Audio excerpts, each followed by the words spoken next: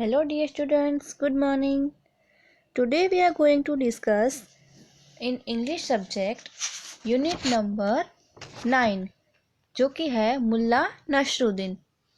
आगे हमने स्टोरी में देखा था कि एक बार की बात है जब मुल्ला नसरुद्दीन के जो नेबर जो थे वो उनके पास आते हैं और वो बोलते हैं कि मेरा जो घर है वो बहुत ही छोटा है, वहाँ पे हम लोग जो रह रहे हैं वहाँ पे रहने में बहुत ही दिक्कत हो रही है, तो अब मैं क्या करूँ, मेरा घर मुझे बहुत ही छोटा लग रहा है। तभी मुल्ला नसरुद्दीन क्या करते हैं कि उनको सुझाव देते हैं कि अगर आपके पास चिकन्स जो है वो है तो आप एक काम करो कि अपने पास जितने चिकन्स हैं उनको अपने घर में रख दो। तो एक तो उनके घर में पहले से ही बहुत कम जगह थी और उसके बाद जो मुल्ला नसरुद्दीन है वो उनको क्या एडवाइस दे रहे हैं कि आपके पास 10 चिकन्स है तो उनको यार्ड में रखने की जगह अपने घर में रख दो। तो इससे तो क्या होगा कि वहाँ पे और भी क्राउडेड हो जाएगा, उनका घर में जगह जो है वो और भी कम हो जाएगी। एक तो वो खुद इतने छोटे से घर में रह रहे हैं, फिर भी वो जो उनके नेबर थे उन्होंने मना किया कि ऐसा कैसे, पर मेरे घर में तो वैसे ही कम जगह है। तो मुल्ला नसरुद्दीन क्या बोलते हैं कि उनको कन्विंस कर लेते हैं कि आप मेरी बात मानो, मैं जैसे बोल रहा हूँ वैसे आप करिए। तो वो मान जाते हैं उनके नेबर और बोलते हैं ठीक है, अगर आप बोल रहे हो तो हम ऐसा करते हैं। फिर उन्होंने क्या किया, उनके नेबर ने कि जो 10 चिकन्स थे उनको भी वो अपने साथ अपने घर में उन्होंने रख दिया। फिर क्या हुआ कि सिचुएशन और भी ख़राब हो गई, उनके घर में और भी ज़्यादा जो भीड़ होने लगी, उनको घर और छोटा लगने लगा। फिर वो फिर से जो है नसरुद्दीन को मिलते हैं। I see said Nasruddin, now take your donkey and keep it inside your house. The man did not think much of this idea, but Nasruddin managed to convince him to do it. वो फिर से नसरुद्दीन के पास जाते हैं और नसरुद्दीन बोलते हैं कि हाँ मैंने देखा, अभी आप एक काम करिए, आपके पास जो डोंकी है उसको भी अपने साथ अपने घर पे ले जाइए और उसको भी अपने घर के अंदर रखिए। फिर वो जो मैन है, नेबर जो है, वो सोचता है कि अभी इतने में भी हमें रहने में दिक्कत हो रही है तो अभी डोंकी को कैसे घर में रखूं। लेकिन मुल्ला नसरुद्दीन जो है वो उनको फिर से कन्विंस कर लेते हैं कि आप मेरी बात मानिए, सब मैनेज हो जाएगा। फिर आगे क्या होता है, the next day the man come to Nasruddin looking very distressed and said, now it's 6 human, 10 chickens and a donkey inside my house. It is so crowded that one can hardly move. Nasruddin replied, you own a god too, don't you? Yes, I do, said the man. Great. Nasruddin said, take it inside the house too. The man objected, how is that going to solve anything? But Nasruddin once again convinced him to do as had he said.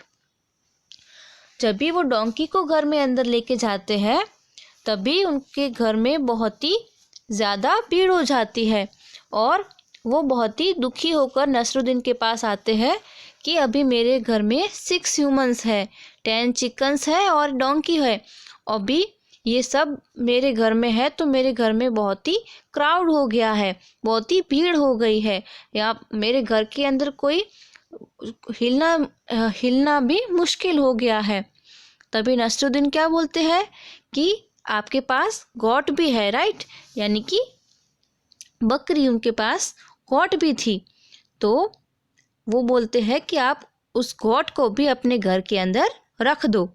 तभी वो जो उनके neighbour थे उन्होंने मना किया कि नहीं, अभी तो मैं आपको समझा रहा हूँ कि मेरे घर में इतना क्राउड है कि लोग वहाँ पे आसपास हिल डुल भी नहीं सकते, घूम भी नहीं सकते, और अभी आप बोल रहे हो कि मेरे घर के अंदर अभी मैं गॉड को भी रख दूँ।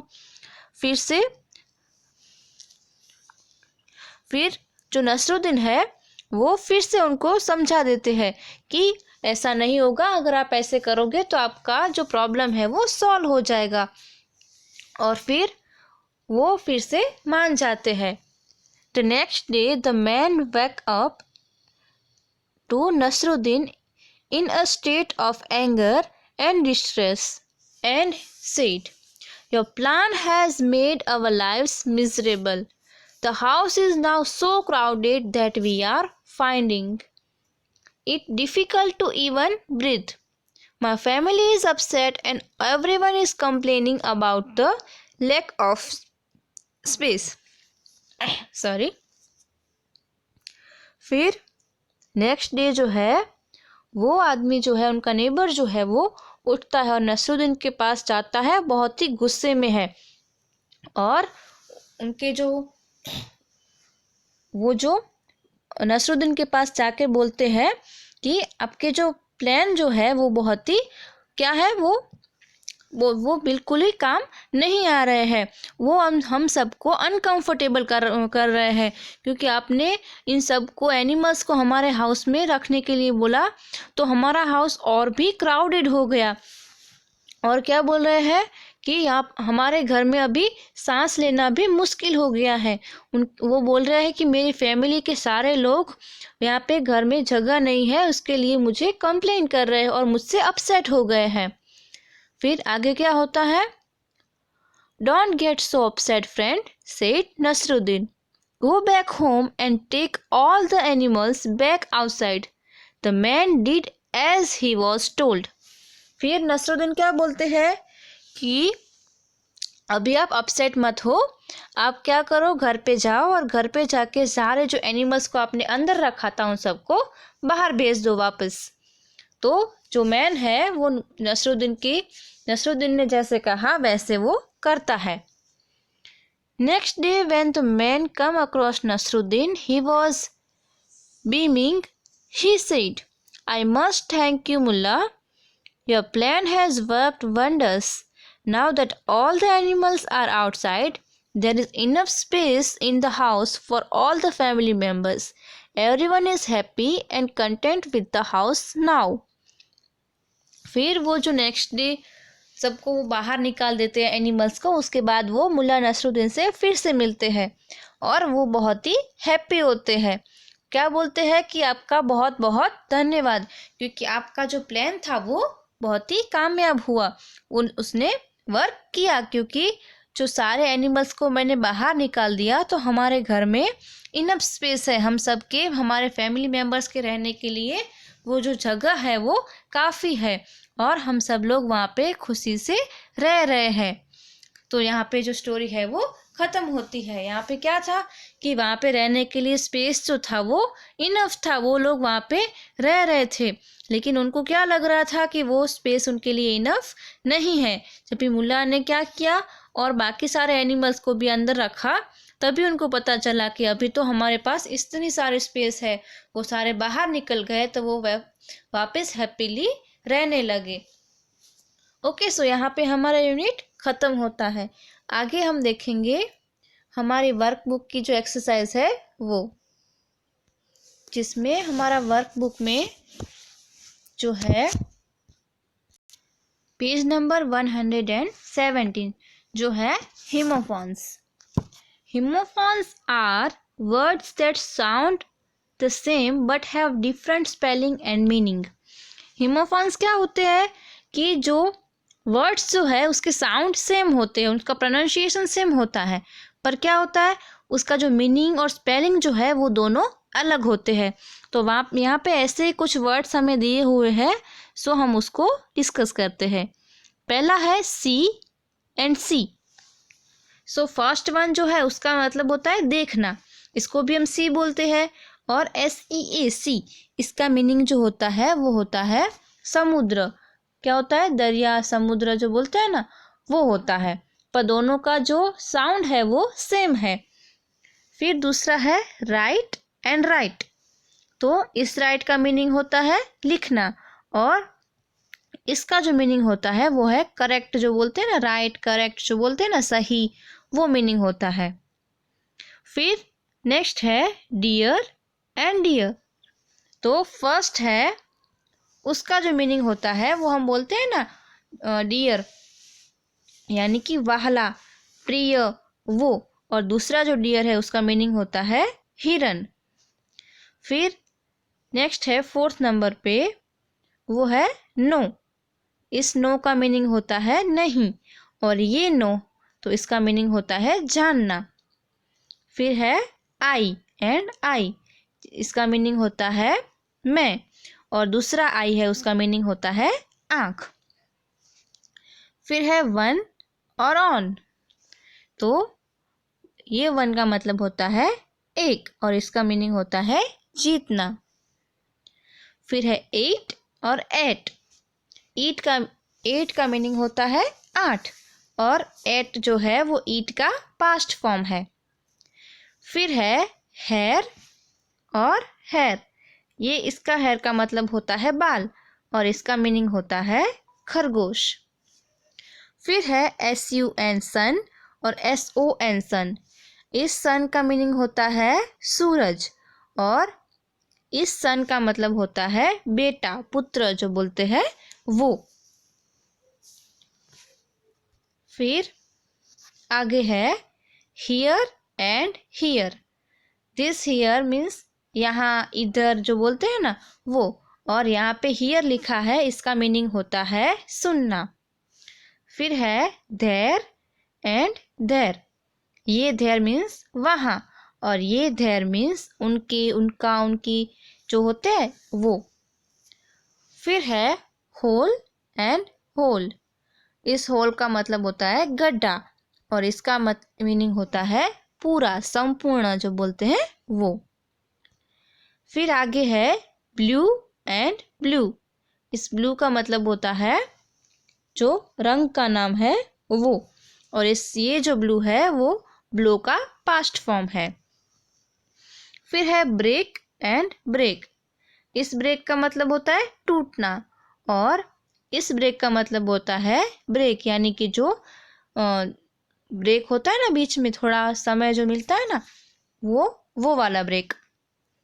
फिर है आगे है red and read, red means लाल, और रीड मीन्स पढ़ना। फिर आगे है बाय एंड बाय, ये बाय का मतलब होता है जो हम बाय बोलते हैं, आओ जो बोलते हैं, फिर मिलेंगे ऐसे बोलते हैं वो, और इस बाय का मतलब होता है खरीदना। फिर है रोड एंड रोड, इसका मीनिंग होता है रोड, रास्ता, और इसका मीनिंग होता है सवारी। फिर है अवर एंड अवर, इस फर्स्ट वाले अवर का मीनिंग होता है हमारा, और इसका मीनिंग होता है जो कलाक जो घड़ी में होते हैं ना, अवर कलाक वो। फिर आगे है वुड एंड वुड, ये वुड का मीनिंग होता है लकड़ी, और ये जो है वो ग्रामेटिकल वर्ड है। फिर है रोल एंड रोल, इस रोल का मीनिंग होता है भूमिका, पात्र कुछ होता है ना, यानी कि कोई किसी का हम रोल प्ले करते हैं जैसे वो बोलते हैं ना वो, और इस रोल का मीनिंग होता है घूमना। लास्ट है एंड और एंड, इस एंड का मीनिंग होता है और इसका मीनिंग होता है जो खत्म होता है वो एंड, अंत वो बोलते हैं। इन सब का यूज़ हमें नीचे जो ब्लैंक है वहाँ पे करना है। यहाँ पे एक्सरसाइज दी हुई है जिसमें है fill in the blanks with the correct word form from the bracket.